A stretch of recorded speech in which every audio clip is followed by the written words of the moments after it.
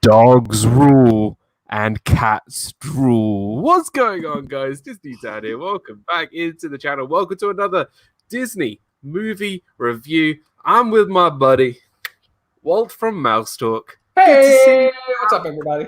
How are you, my friend? Good to see you. I'm good, pal. How are you? How are you? I'm doing great. This is going to be so much fun. This is, I think, the first Disney movie review of a movie that I think is a little bit more obscure, because we've done Bambi, we've done Beauty and the Beast, we've done The Mighty Ducks, all, really great movies. This is our first, obscurely weird one, and I'm really excited for this one. I'm really excited. Yeah, it's definitely not one when you think Disney. This wouldn't be one of the first ones that comes to mind. No. Your classic Disneys or your newer Disney you're going to think of, or even Mighty Ducks, you're going to think of that. But you're right, Homeward Bound isn't normally going to be one of the first ones that comes off the tip of the tongue. I agree. It's going to be fun. I'm looking forward to discussing this movie because I think we have both a lot to say. So let's see who's in the chat. We got Wendy Luhu. Good to see you. Walt, the living legend. Wow, that's real high praise. Good to see you, Wendy. Hope you're doing well. Wendy it is. Up in Scotland. Samantha Lowe is here. Welcome in, Samantha. Hope you're doing well, my friend. MC Dorks Pop. What's going on, guys? You guys are absolutely awesome. Guys, go check out MC Dorks Pop. They do great live streams. Anything Funko Pop related, these guys are the guys to go check out. We'll do good, just very relaxed from the raining weather. Hey, you should be living here, because actually it's quite sunny here in the UK. So, I don't know. Let's see who else is here. James Ryan. Good to see one of my wonderful members. Great to see you. Hope you're doing well, my friend. There he is. There he is. The Joey crew, welcome in. It's Joey, Lisa, Keith, and Joey. Hope you're doing well, my friends. Great to see you today over on Myers and the Mouse channel. That was so much fun. The wonderful, beautiful Dana Jaworski is here. Hope you're doing well, Dana. I hope you are well. And we've got Julia Jones here. Welcome in, Julia Jones. Great to see you too. Now balance is restored. Hello, the ever mirthful and wonderful Dana Jaworski. I love it. Thank you guys so much for checking out. Thank you so much. It's gonna be so much fun. The wonderful Melissa is in the chat. Good to see you. Who's that handsome guy in that picture? This guy. I would show you where my mouse is right now, but you can't do that. I just want to give a big sort of apologies to yesterday for Disney Fiasco, episode 98. It's been so busy. I had 1 week left of my job, and it's just been so busy, tiredness and everything. And 4th of July was yesterday, so happy 4th of July to my wonderful American family. I hope you had a wonderful holiday. We did. Thank you for our independence. I was cowering in a hole that I dug and built a trench around it. It was great. Actually, I just went to the pub, so that was fun. I hope you had a really great day, everybody. And I just thought, you know what, I'm just going to take the weekend off. No one was going to really watch this British guy on an American holiday, so we would have watched. Oh, but yeah, so I hope you guys had a really great 4th of July. But yeah, it was good. It was fun. And today we are back. Disney movie review, episode number 4, Homeward Bound. Now this movie, neither of us hadn't seen before. I hadn't seen it. Nope. And it certainly it was interesting. It was an interesting movie. Not what I expected at all. Definitely something that I don't know. It was. I think we'll go through the movie and we will discuss the craziness of this movie. Yes, we would have watched it. We would have watched. Thank you so much. We looked for you yesterday. We did. Looked for what in my little hole that I dug. Yeah, you wouldn't have found me. How old is this film now? So 1993. So this film is 1 year older than me. Shows how old I am. Yeah. 26 years old. Yeah. It's 26 years old. So I have a release date of February 3rd, 1993. Is that it? Yes. Okay. All right. Yeah. So I was a bit... Alex Brunner, welcome into the stream. Great to see you. I was a bit surprised. I was very surprised that I found out before I watched this film that Michael J. Fox is in this film. Marty McFly is in this film. I was gobsmacked. I was just, what? What an unexpected, wonderful surprise. And he voiced the main protagonist in this film, Chance, however you guys say it. So you have Chance, you have Shadow, the elder dog, and you have Sassy, played by Sally Field. Mm-hmm. Yeah. Very interesting cast. I think for a movie that doesn't get a lot of recognition, it's got, having Michael J. Fox as the lead character. It's quite interesting. Yeah, Don Amici plays Shadow. Don Amici is well known. He, of course, if you've ever seen Trading Places, is one of the two rich brothers. But Don Amici's been around for forever. Sally Field, everybody knows Sally Field.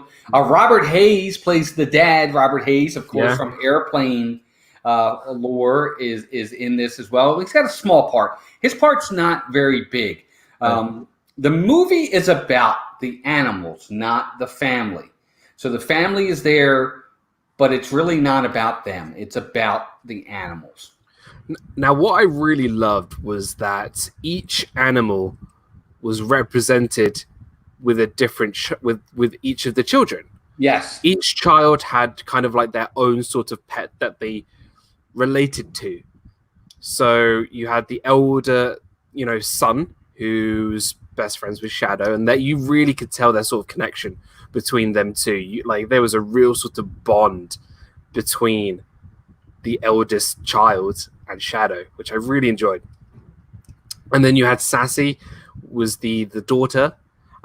She's at that age where I think she is a bit sassy, and actually the reason why her name is Sassy, the cat is Sassy, is because her personality is very sassy. Like you watch the film and she is very sort of, she doesn't like to get her hair wet. When she was crossing the river, she was kind of looking after the boys in a way, but in like a sassy kind of way. I really love that. And then you've got Chance, the young pup, with reflecting the young child, the youngest son. So it was pretty interesting. I love that sort of connection between the kids and their pets. I agree. Carlos is watching a movie. I know what he's watching. Keep going, Carlos. You're a good man. Keep watching it. I'll say this. Here's what I'll say about the animals. Okay, I have had. Well, everybody knows we have Cam. Okay, I had a dog before Cam when I was 10. Cam is our second dog, so we know a lot about dogs. But we have been cat people our entire lives. Wow. Okay, at one time we had 3 cats and a dog. Cam and 3 cats.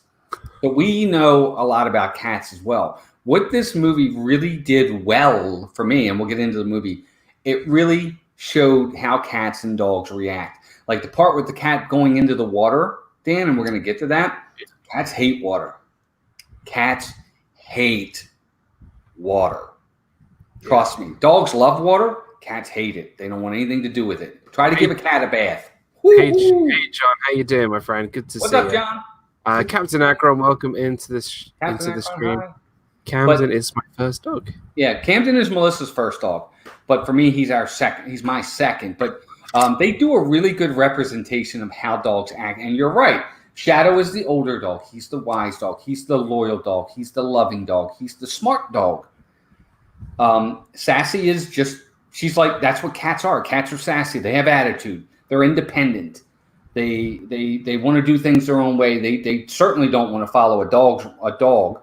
And then Chance is the young dumb dog. He just is. He's young. He's vibrant. He does before he thinks. And he's a street dog. That's what he was. He went to the pound. He was living off the streets and everything like that. And what was really great was I really enjoyed sort of the opening and kind of getting that sort of perspective of how Chance was moving into with this family, getting to know the other, members of the family, the other pets. I really enjoyed that. And it kind of set up for what was going to happen later in the film about him being in the pound and how that he's always a bit worried about that. And, he doesn't want that to he doesn't want to live through that again. Mm-hmm. And which we'll talk about that in a minute. One thing that took a while for me to get over was that he was narrating, but also at the same time they were speaking, but their mouths weren't moving. Right. So that kind of took me a little bit of time to get over that the animals were literally just filmed as animals, and the voices were filmed over. So I was kind of it was quite hard to sort of, it was a bit weird because you would just watch the dog just not speak, but they're actually speaking like over it. So it was it's a little weird. It's a little weird. Kay Outward, welcome into the stream. Well, you know what? You know how you can correlate it, Dan? You ever see Look Who's Talking? I haven't. With Bruce Willis as the baby and Kirstie Alley. Oh yeah, I remember. Okay. Yeah, like he's the baby in that, and the baby doesn't talk, and all you do is, it's really supposed to be kind of in certain ways how they're thinking. Like they can hear each other think, almost like telepathy. That's how I kind of call it. It's like a dog instinct with cats and stuff like that. True. You're right. I mean, they're not really moving their mouths, and I kind of like that, to be honest with you. It's more realistic than them dubbing some kind of moving of the mouth over the dog. I would rather they not do that. I get what you're saying. It does take a minute to get used to, but there are several films that do it this way. Every time I see the movie title, I think the song "Homeward Bound" by Simon and Garfunkel. And the Voyage of Chance is a tragedy of the film. He grows up before our eyes on the trek over the Sierra Mountains. Scenery is gorgeous in the film, by the way. The scenery, I mean, I really enjoyed the look of this film. RobFuz, welcome into the stream. What's up, really Rob? good to see you. I don't know where they filmed this I'm assuming they filmed it somewhere in the U.S. I'm assuming somewhere in like Colorado or that area out there. Yeah, beautiful. Very, very beautiful. In the mountains and those big wide shots that you see when they climb up the mountain, which we'll get to. Yeah, really, really wonderful. Shows the countryside of America, and I think that's what it really does show, and life. But yeah, so we start off with the film. Chance and has come into the family with the wife and the husband getting married, and they're kind of blending into the family. They have a real strong connection. They're a loving family, and then they get dropped off at this farm with their aunt, I believe. Well, right. Remember, it's a new husband and wife. The kids are from different parents, but they get married. And I guess the new dad, who is Robert Hayes, has a job in San Francisco. Yep. And, of course, they're not in San Francisco. And where they're going to be in this small little house in San Francisco in the city, not really conducive to dogs and cats. So you're right. They take them to what I guess is the aunt in the Colorado Rockies or whatever, out in this beautiful farm. Beautiful. I'd love to visit. Yeah. And they have to drop them off. And you're right. This is where they start making the story of the film. The dogs and the cat don't understand why their owners are leaving. Where are they going? Why are they leaving? And you hear them say that. And you're like, what's happening? Where are they going? And that's kind of where the story begins. That's where the story begins. John's good to see you. Welcome into the stream. The legend. What's up, Rick? The legend himself. And Noah, welcome into the stream. Noah, good to see you. Yeah, so I love the fact that there's a lot of sort of curiosity in what the animals are thinking, because they don't really know what the humans are thinking. They kind of just feel like, oh, we're just being left on this farm, and then they've realized that their aunt goes away with the horses. They go off somewhere, and all they want to do, Shadow takes that sort of loyalty that he is known for and says, I want to go home. And he doesn't care what happens. He wants to go home. And that's when they make that escape. I really enjoyed Chance's sort of play with the chickens. I thought that was very entertaining, because, that's what a dog would do. Like, one of those dogs would be absolutely wonderful to, play around with those chickens. Finally, a movie where no parents are killed. That's true. Good point. There you go. Corey comes out with those facts. Good to see you, Corey. I hope you're doing very well, my friend. Guys, if you haven't checked out Corey's channel, go check out Corey from Corey Meets World. Wonderful friend, and both a big fan of zebra domes. By the way, we need to get some when I'm next out there. The book is set in Canada, but the film was set in California, filmed in Oregon. Oh, interesting. Oregon, beautiful. Makes sense. So they make that escape. and they start on their journey after Sassy goes after Shadow, and then obviously Chance leaves those chickens alone and start going off with them, and they start with that journey. What I always found really surprising about this movie as a whole, right, was that maybe there's an explanation for this. So Chance, Shadow, and Sassy all can speak, but when they interact with every other animal that they meet, they don't speak. Now, is it because they're family, or is it because, I don't know, is there another reason? Well, I don't know. I didn't really think about it that much. I guess because those are just, here's how I see it. This journey home, Homeward Bound, they run into different obstacles on the way. Whether it's a bear, whether it's a mountain lion, whether it's just hunger or cold. There's different obstacles that they run into, and those obstacles don't necessarily have to speak to communicate to understand what those obstacles are. That's how I took it. Yeah. So you're right. First off, in my opinion, the first obstacle they hit was the fact of hunger. How are we going to eat? Remember, they even talk about it. Oh my God, I'm starving, and they go down to the water and try to get the fish, and that's kind of where Sassy becomes, and the older dog whose name I forgot that fast. Shadow. They are really good at it because they're seasoned, and Chance needs help, so he's not good at it. And that was their first obstacle, in my opinion. And then they run into, like you said, the bear, and that was kind of a funny scene. So what I really enjoyed was that, I mean, you could even say their first scene was like, Shadow was like, right, as soon as over this mountain, you will be able to go home. And they get to the top of the mountain, and they just see that vista of mountain range. And they realize they've got a long way to go. They've got a really long way to go. Yeah, and that's when Shadow realizes it too. It's because they're spies from Botswana, and they don't want to give their game away. Adam, you always kerfuffle me. I don't know. Or the river and the waterfalls for poor Sassy. We will definitely get to that. I feel so bad for Chance in that scene. Because I think she's talking about the scene where he's trying to eat. When he's trying to eat. Sassy is my favorite. Hi, Corey. Zippity Doodad, great to see you. Hope you're doing well, my friend. What's up, if you haven't checked out Zippity Doodad's channel, please go do so. Wonderful friend. I hope you and the family are doing well. What I do enjoy about this is that each character has their own time to shine. And in this sort of hunger scene, you could definitely tell that Sassy is more of the forefront of this sort of part, trying to get the fish. Like she's catching the fish, but also she's being sassy about it. Like oh, I'm the only one who can do it. Like she's, she can pick it up with ease, and I do think throughout the whole film, each character has sort of different motivations and different ways to sort of like show them, hey, like I'm there to support one another. I'm there, and they don't always get along. No. Shadow shines throughout the film until, we'll get there at some point. And Chance kind of doesn't shine until, and we'll get to that point too. But it was interesting how they really showed each person's shining moments for sure, and the different obstacles that they had to encounter on the way. So the bears. Mm-hmm. So baby bear and brother bear, whatever they are. Mm-hmm. So I saw this coming from a mile away.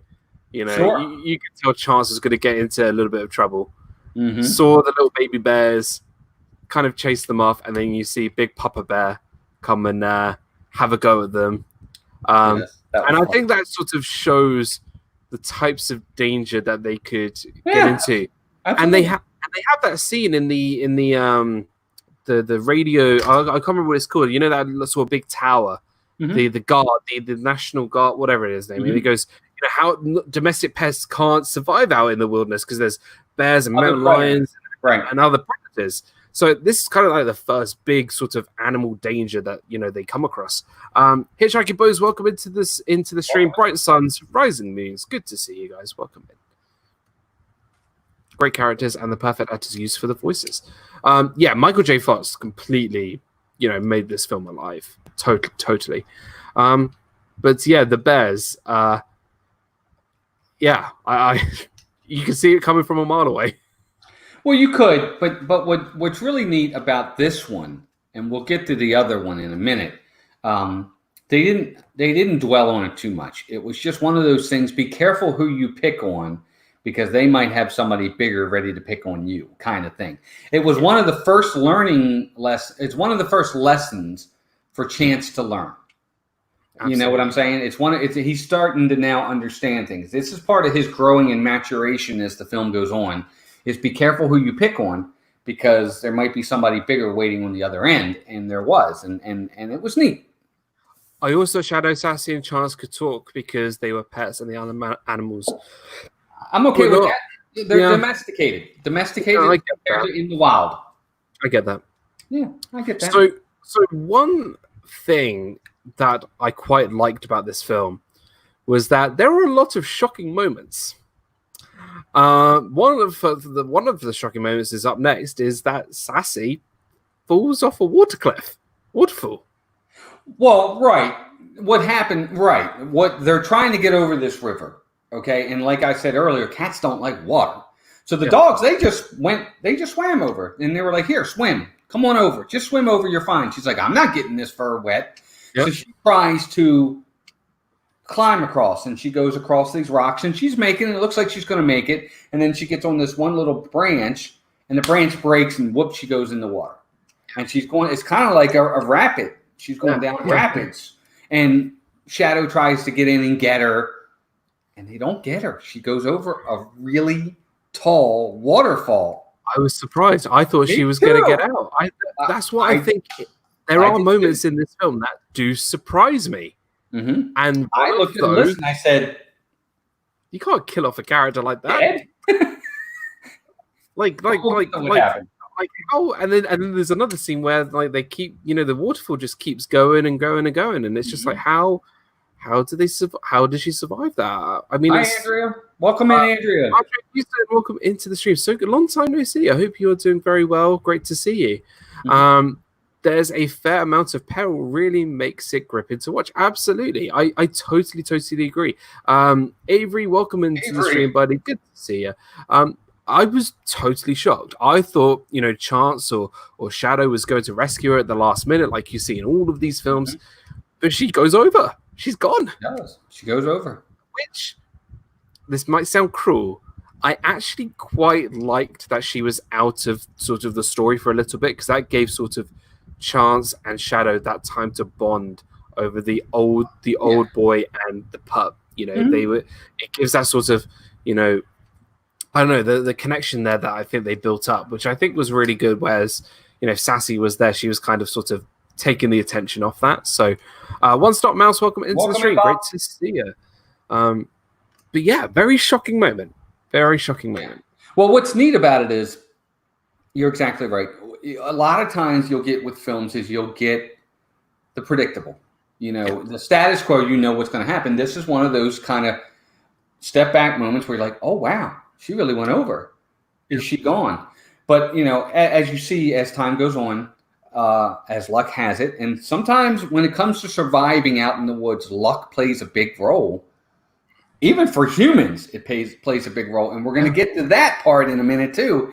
But someone found the cat. There was a gentleman who was out there, lives out there, was kind of studying nature, and he just happened to find her and nursed her back to health. It was certainly a red wedding moment. So very unexpected. Fun fact, in the original 1963, the animals didn't talk. The story was told through narration. Interesting. Okay. Yeah. I think that would make it also sort of very interesting there. We're good. Hope everyone had a spectacular Independence Day celebration. Yes, I stayed in my hole and didn't look back. Jeff, Dole Whip Dad. What's up, Jeff? Good to see you. Welcome into the stream. Hope you had a wonderful 4th of July. Guys, if you haven't checked out Dole Whip Dad's channel, please go do so. Wonderful friend of the community. And yeah, happy 4th, 5th July, my friend, my Texan friend. And we almost forgot about the porcupine scene. I thought, wasn't that before? I thought it was after, no? Was that after the waterfall? It was after. Okay, was that after the waterfall? After. We'll definitely get there. We'll talk about that man in the wilderness. I love the fact that he just found Sassy and just took care of her. And it's a very humanized character, and I think it was really nice thing to see. Oh, it was great. It just goes to show you that at any time, help will be there for you when you need it on both ends. And we're going to get to it in a minute, where the dogs help someone else. Timothy Rainwater's great to see you. Welcome into the stream, buddy. Good to see you. And Avery with another fun fact. The names of the breeds of the characters changed between 1963 and this one. Chance was a golden named Luath. Shadow was a bull terrier named Bodger. And Sassy was a Siamese cat named Teo. Ah, I did not know that. So what I really liked about, we were talking about the sort of the connection between Shadow and Chance, France.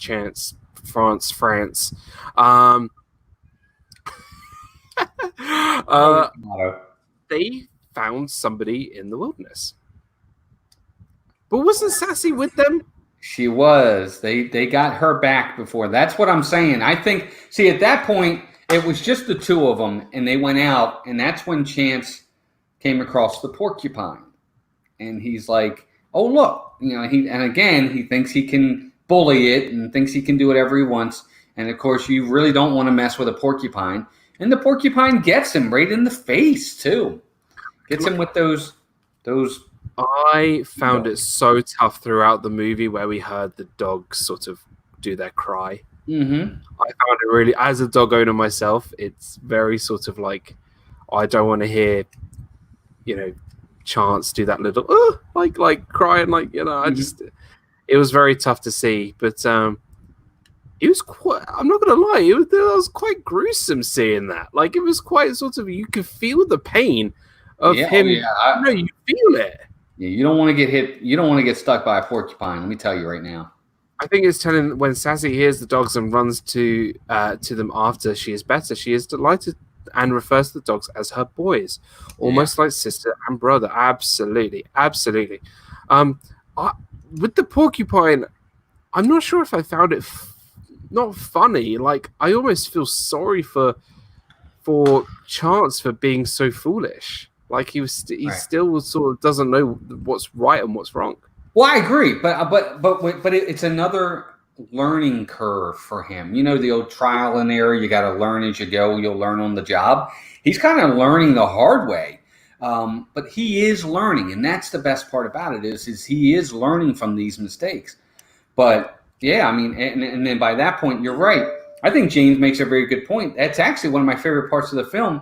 When they happen to be going by where his little cabin is, they're just running by and barking, and she hears them, and off she goes. She's like, that's them.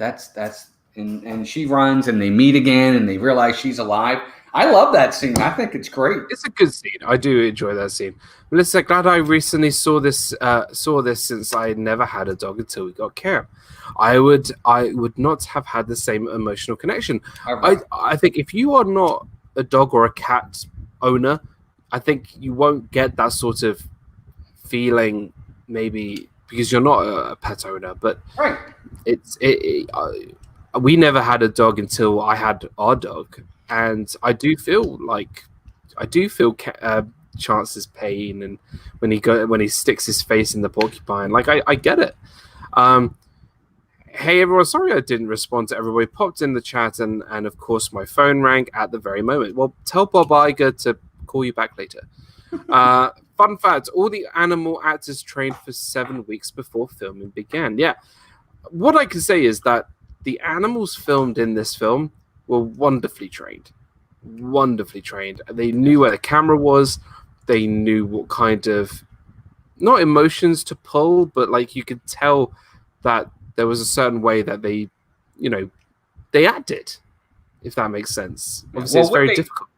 The editing was really good in this film. There's a lot of cut scenes. Yes. There's a lot of cutting in this film because it's animals. Animals, even the most trained animal, can be unpredictable at times, and getting them to be cooperative can be difficult too. So there's a lot of cutting in this film. And there's not the CGI that we have nowadays. Like it's full realism, and I think it was really wonderful to see actual like animals, you know, being part of a film, which was great. So Sassy returns, sees Chance with the porcupine in his face. I did like the fact that she said, you know, her boys, and she was happy to see them. There was that sense of relief, and I really enjoyed that. You know, after that tragedy that happened to her, falling off that waterfall, she gets to be reunited with her boys. I really, really like that. Really great to see. Andrea says, I have pups and cats all my life to this day, and I get terribly emotional with this movie. Yeah, you're totally agree with you. I'm sure I saw a filming of or the training of the animals. Interesting. I'd like to see that. Yeah, absolutely. And then they find someone in the wilderness. They find a little girl in the wilderness. And this is unfortunately, at least over here, not a common occurrence, but this kind of stuff does happen, unfortunately. And it's a very sad, sad thing. People and children get lost in the woods sometimes. It's, you know what? Yeah. I really enjoyed the way they did it, though, if that makes sense. I really enjoyed how Shadow became that sort of role model and went out on his own and found, you know, luckily found, you know, the people trying to look for her. Yeah, it was great. Look, they saved her. They kept her warm at night. He went out and heard the people coming, and he brought them to her. But you know what, Dan, we got to stop for a second. James just brought it up. We got to go back to the mountain lion, because the mountain lion happened before this. Because once they find the child, we move kind of past the wilderness. We forgot about Let's go back, because another one of the big obstacles is a major predator in the mountain lion. And that mountain lion is... We'll get to it. One-stop mouse. One-stop mouse with the $2 super chat. Thank you so much. That Thanks, really Bob. does mean the world. You guys are amazing. Bob's a good guy. Bob's kind of newer to the community. You guys all should go check him out. One-stop mouse. Thank you so much. That's wonderful. Thank you. Nacho Magika.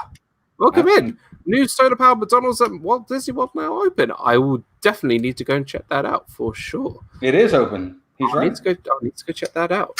But yeah, no, I you know what? The mountain lion, I'm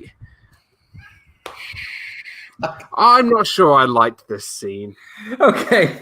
It's the best scene in the whole film. Really? So they're trying to get. Let me explain this, because this part we laughed for an hour on this part.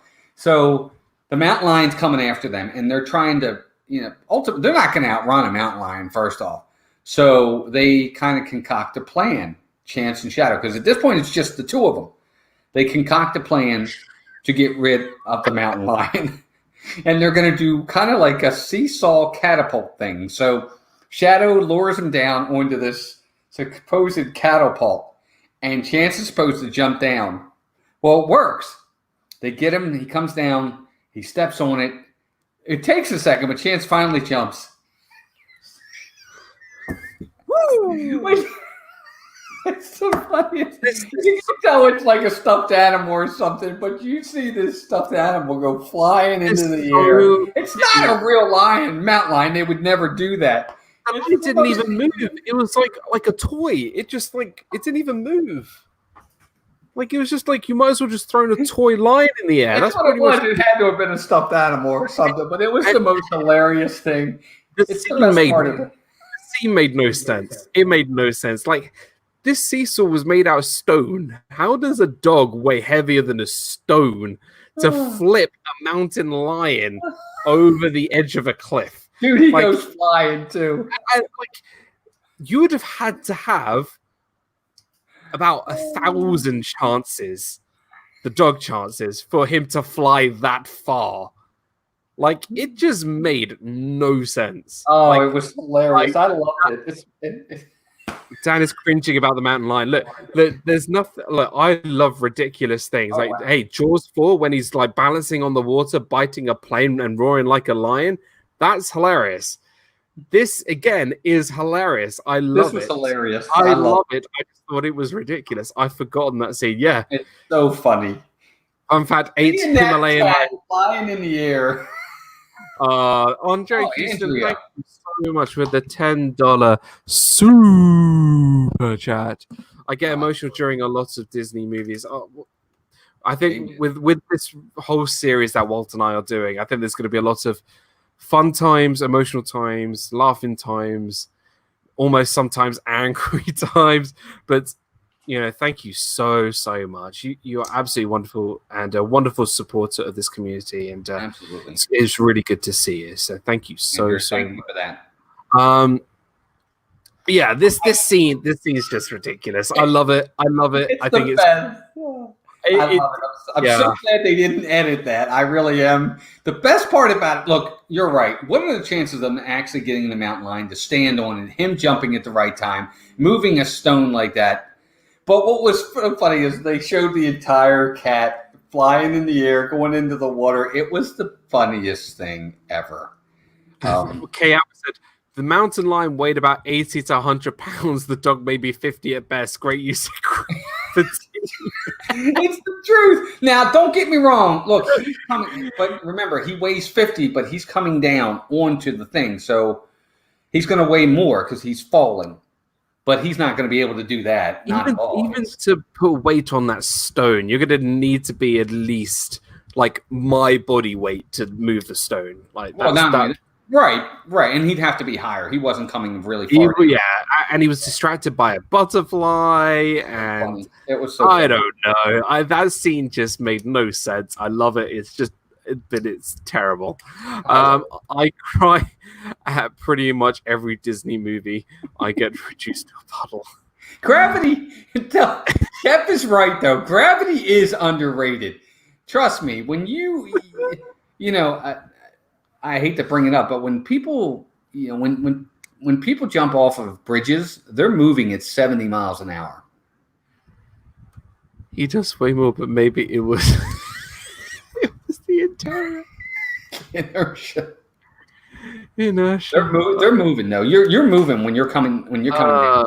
But I love that scene. But I digress. Yeah, those scenes really don't do it for me. They don't like that. I don't know. So they saved the little girl. I mean, they saved the little girl, which I think is great. And what I thought was going to be the surprising scene, right? They've saved this little girl, and this is how they're going to get home now. And they take them to a recovery center. They take them to not to a pound, but to a place to look after animals. But Chance, him being a dog, like doesn't know the difference.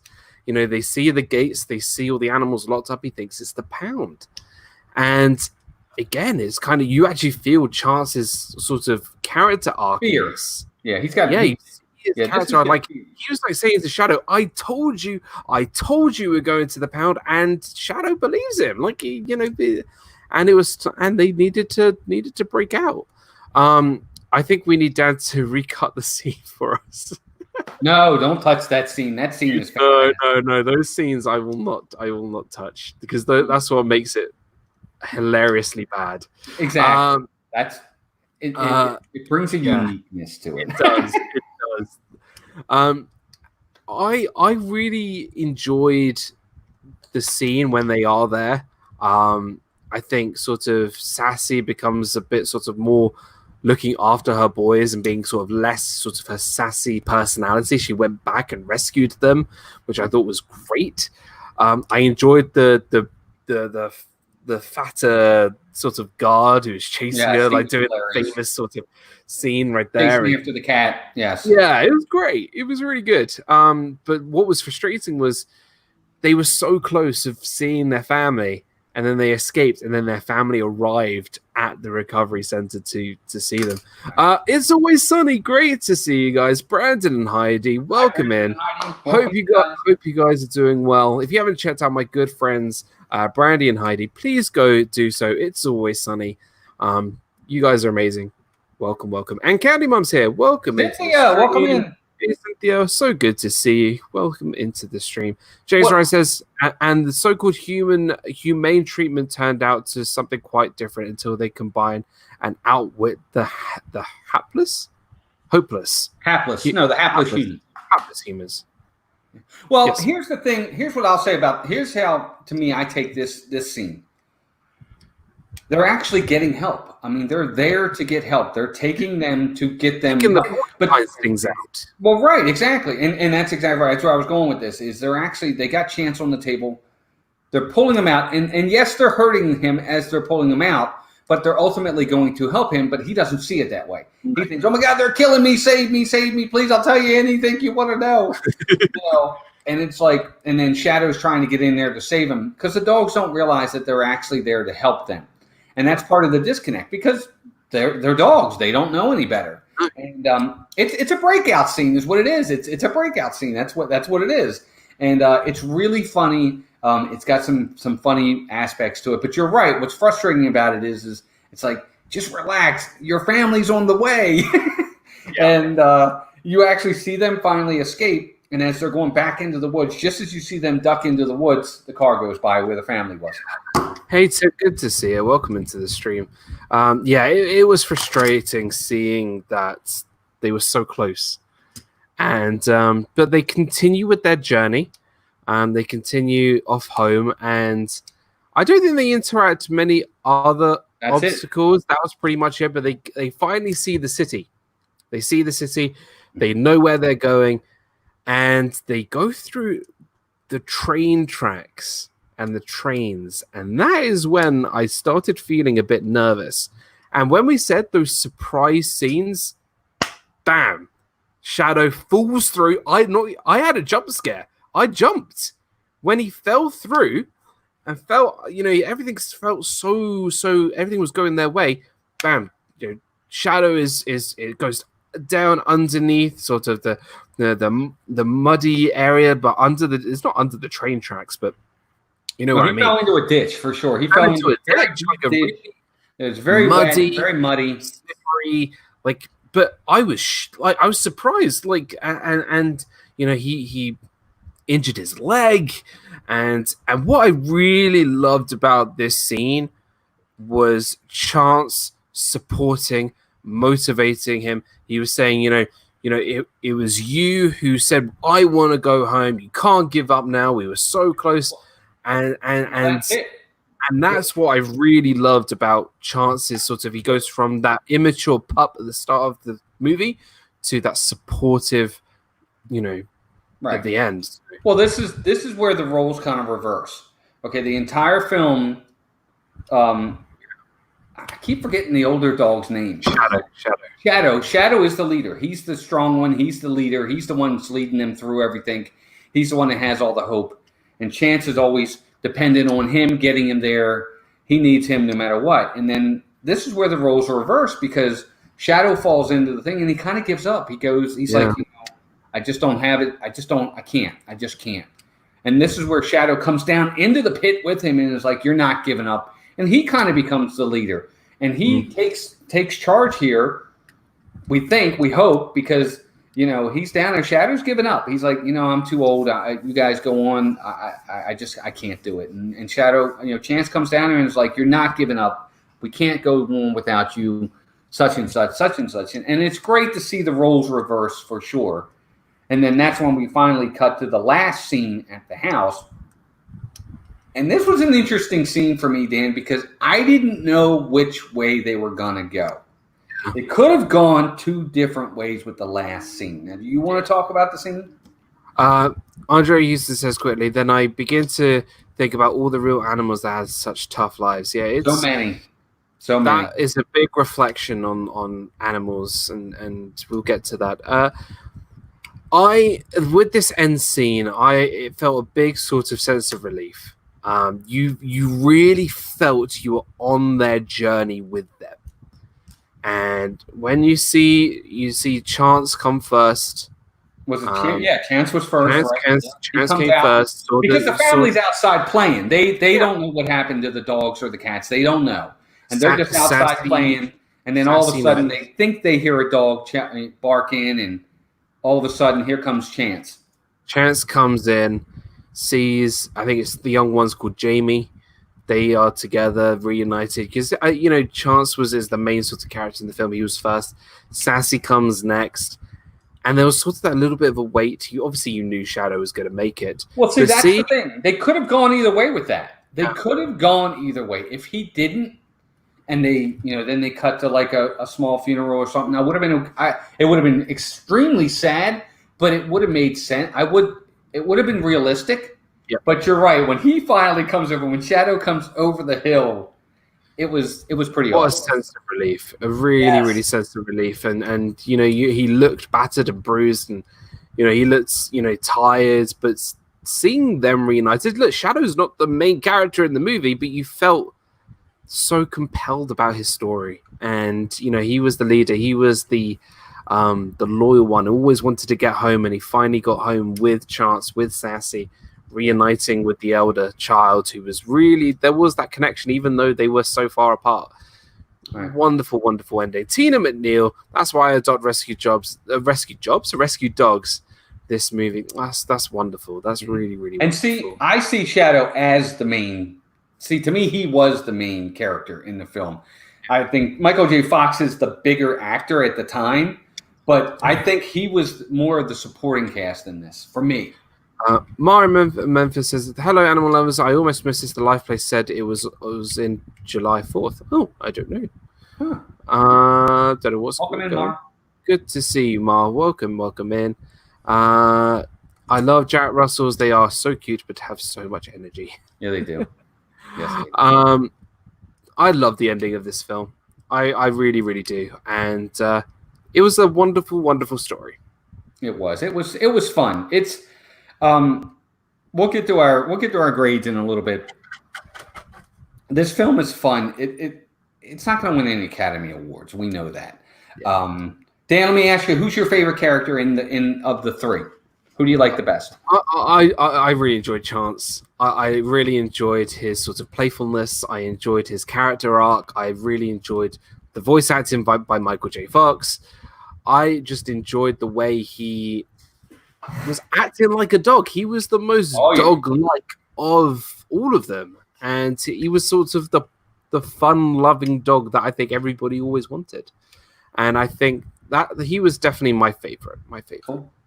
I think for me, actually, I liked all three of them. I love Chance as well. I really like Shadow, but there were certain things about Sassy that I really liked. Sally Field was really funny in this. She had some great lines. She was great. The lines when she was being chased by the animal rescue the fat guy in there, they were hilarious. Yeah. They were really hilarious. We were listening to her lines as he was chasing her. She was funny. But if I had to pick one, I like Shadow only because Shadow reminds me of my first dog. Yeah. The very stoic dog, the very loyal dog, the very loving dog, the very smart dog. All dogs are Chance at first. They're all playful. They're all dumb. They have all that energy. It's what they're like as they get older that really, to me, defines a dog. I loved all three of them. I agree with somebody that said it earlier. The casting for these were really, really good. It was great. They really were. I can't see Michael J. Fox wouldn't have been good as Shadow. No, he was perfect as Chance. Don Amici wouldn't have been good as Chance. He was great as Shadow, and Sally Field was awesome as Sassy. It was very, very good casting. Yeah. Really, really great. I do want to pick up that this movie has a real big cult following. I think it really does. I think a lot of people who especially are dog owners or cat owners or pet owners in general, I think people hear about Homeward Bound, and it's a lot more sort of, it's not one of the mainstream Disney films that I think people really recognize. You won't see any references in the parks. You won't see any reference. We talk about that sort of, that Disney promotional video analogy that we always talk about. You won't see any of that on here. This won't be in there. It won't be in there, but I feel like people still know about this movie. They still know about it. I heard about this movie. I've never seen it, but I've heard about it. I've heard of it. And I would recommend people watching this. Look, I'd recommend this movie just to watch the lion scene. Because it's ridiculous. It is ridiculous. But it's so great. I love it. If you need a chuckle, watch that scene. So, Waltz, it is time for your grade. Now, if you are new to Disney Movie Review, we grade our movies from an A+ down to an F. So we include sort of pluses and minuses. For me, I always do C is like average, and then A+ is like God level, perfect movie, and F is just the worst. So where would you rank Homeward Bound? And people in the chat, you grade this as well. Yes, please give us your letter grade as well. A+, B+, C+, C-, whatever you do. For me, I like the acting in this. I like the characters a lot. I like the people that they got. You know, the casting was done really, really well. I'm going to have to say a C, though. Okay. I like it. I didn't love it. It was a good film. I can't give it any higher than that. Will we watch this again? If it's on and we happen to pass by it, I'll probably watch a little bit of it. But even then, I can't say that I'll watch the entire thing. But it was enjoyable. There are a lot of films that are a ton better, and there are a ton that are a lot worse. But for me, I'm going to give it a C. It was fine. It was good. It wasn't great. That's absolutely fair. I mean, I thought this was a slightly above average movie, so I actually gave it a C+. I gave it a C+. So that's my personal opinion. I think for me, you know, there are average films. I enjoyed this a lot more than, say, your typical average films. So I gave it a C+. I thought that was kind of fair. But I think I'm in the same sort of wavelength as you. Let's see what in the chat. We got Candy Mum, who says a B. James Ryan gives it a B+. Lauren French they're giving it a lot higher than me. Lauren French gives it an A. Wendy Luhu gives it a B. Noah gives it a B+. Tina Manil gives it a B+. Timothy Rainwaters gives it a B-. B+ for Andrea. D- by Jeff from Dolwood Dad. Wow, that's interesting. But everyone's entitled to their own opinion. Everyone likes different movies. Absolutely. Sure. Melissa gives it a B-. Captain Ekron goes with me with a C+. Kay Atwood with a B+.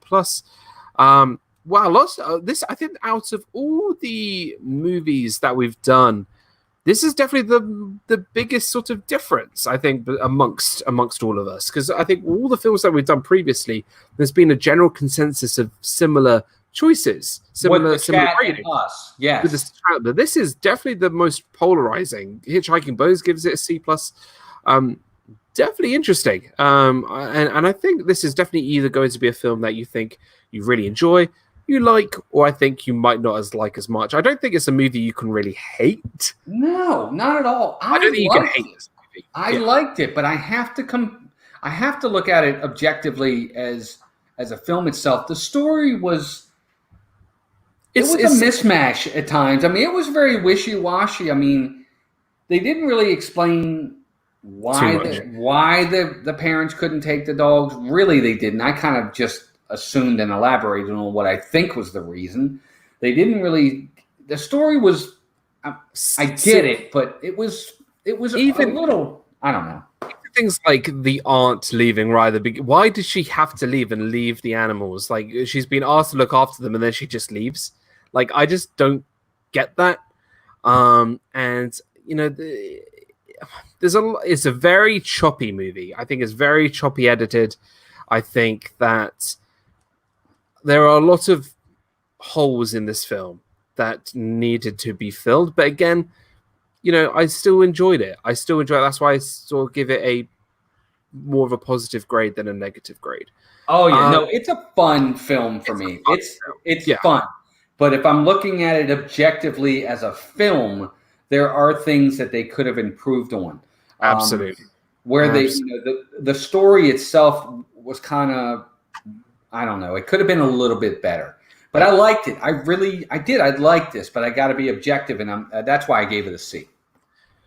I totally agree. Now, next week, we are back on your channel. And we are now going to select the next movie. So we're going to get a little bit of help from Tyrion Lannister.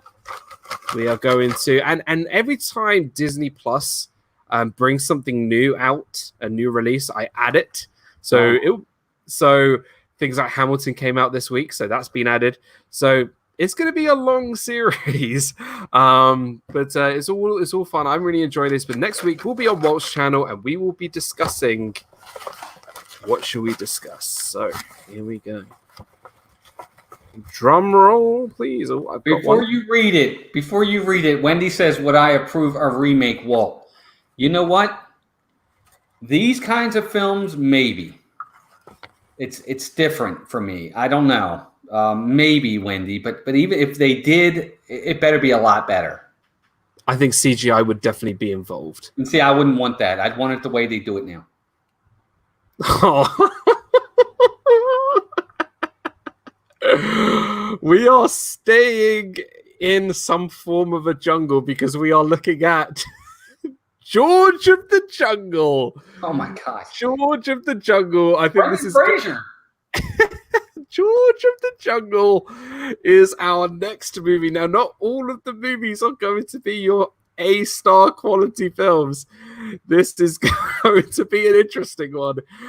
George of the Jungle is our next movie with Brendan Fraser. Oh, good Lord. Can you guys have any idea where we're going with this one? Oh no. George of the Jungle. Watch out for that C. For D. Like I said, there are going to be some great films that we're going to be reviewing, and there are going to be some interesting ones. So we are definitely going to be watching out for that tree next week. I think this is going to be a cannot miss stream next week. Alyssa's in there laughing. Can you hear her? Well, that should be fun. This is going to be a must not miss stream next week. Heck, I think we should all do this in rubber loincloths next week. No. Not me. Thank you. Oh boy. George, you know what? George of the Jungle. Oh, I have a good idea. Melissa and I, now that we're moving forward, G- for Timothy, we are at Animal Kingdom next Sunday. Ah. So maybe we'll see. We'd be in the jungle.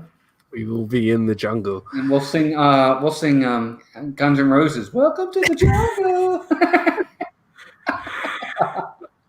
A film about dogs to a film that is a dog.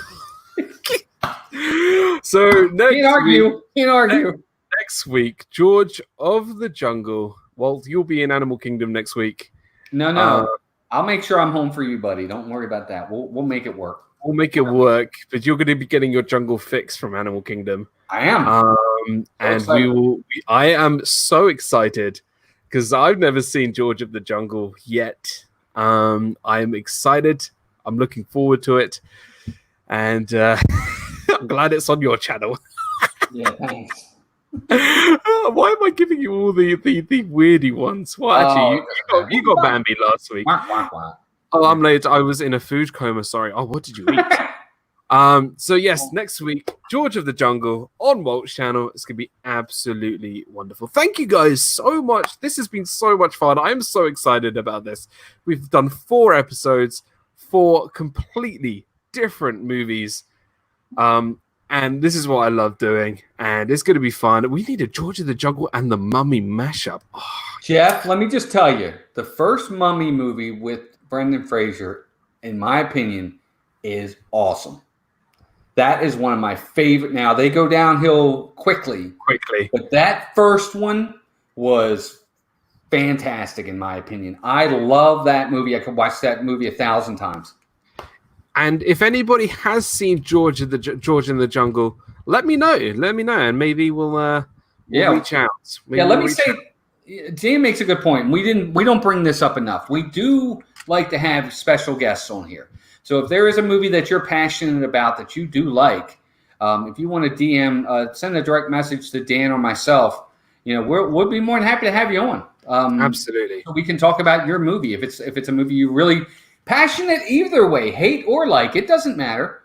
As long as we have someone here. We'd like to have guests from time to time for sure. yeah, please come join us and join in the fun. I'm sure if you do come and join us next week about George of the Jungle, it's going to be a big laugh, and this is going to go back to this is going to be a lot of fun. Thank you again so much to everybody who joined. Thank you so much to Andre Houston and One Stop Mouse for your wonderful super chats. I'm truly grateful. Thank you, thank you, thank you. You guys are amazing. Thank you once again to all my wonderful, wonderful members. I have finished work, so I'm really focusing on my membership. So look out for updates this week. Getting all that sorted, back up and running. It's going to be really, really great to do. So a lot more stuff with that. So Jeff goes, I'm passionate about George of the Jungle, said no one ever. Ever. Maybe Brendan Fraser. No, I don't even think he was. Yeah, so thank you so much. Walt, a little bit about you, your channel. Well, first off, thank you to everybody for joining us today. This was a lot of fun. The 2 super chats, thank you for those super chats for Dan. That's fantastic and very generous. Thank you so much. We have, of course, we just posted our Man vs. Park video. It's the only exclusive Man vs. Park video that'll be out there. We wanted to give you guys kind of dip a toe in the water to see what they're like. They are exclusive to our membership, but we had a great time with it. Be sure to go check it out. We have a new, obviously, DIZNEYDAN's coming up this Tuesday. We're going to have a lot of fun with that. The parks are reopening this week. We will be at the parks, so we'll be doing a lot of filming for that. We just posted a brand new video a few days ago. Some other things at the Grand Floridian, some dining reviews as well. Check them out. We have a boardwalk video. We spent a day at the boardwalk the other day, overnight, which was great. We have a lot coming. Ultimately is what we're getting to. So I hope you guys are enjoying this. Thank you to everybody, whether you're a member or not. Our members, obviously, thank you for all of you do, your generosity and loyalty. But everyone, just thank you. And I'm rambling. Sorry, Dan. No, absolutely. Guys, go check out Walt from Mouse Talk. If you've not subscribed to Mouse Talk, please, please, please go do so. Wonderful, wonderful friends. And you guys are absolutely amazing. I'm lucky to have you as friends, partner channels, and I'm lucky to have you as my, co-host of this show. So, the honor's mine, dude. I'm very lucky to have you as well. We both are, and this is great. This has been fantastic, and everybody in here. I'm hoping this show continues to grow. This could be a really good one for a lot, for sure. Absolutely. We're gonna head out. Thank you so much, everybody. Plenty of other streamers going off tonight, so a big thank you to to theliveplace.com. Go check out Dean over at The Live Place, sponsor of my channel and amongst over 100 other YouTube channels. Go check out Dean over at The Live Place at theliveplace.com. Thank you so much once again to Dean. You are absolutely amazing. And thank you so much to everybody. You have a wonderful rest of your weekend and a wonderful week. And I'll see you all later in the week for some videos and Disney Fiasco episode 98 next week. So thank you so much. We'll see you in the jungle next week. Bye, everybody. Jungle, George.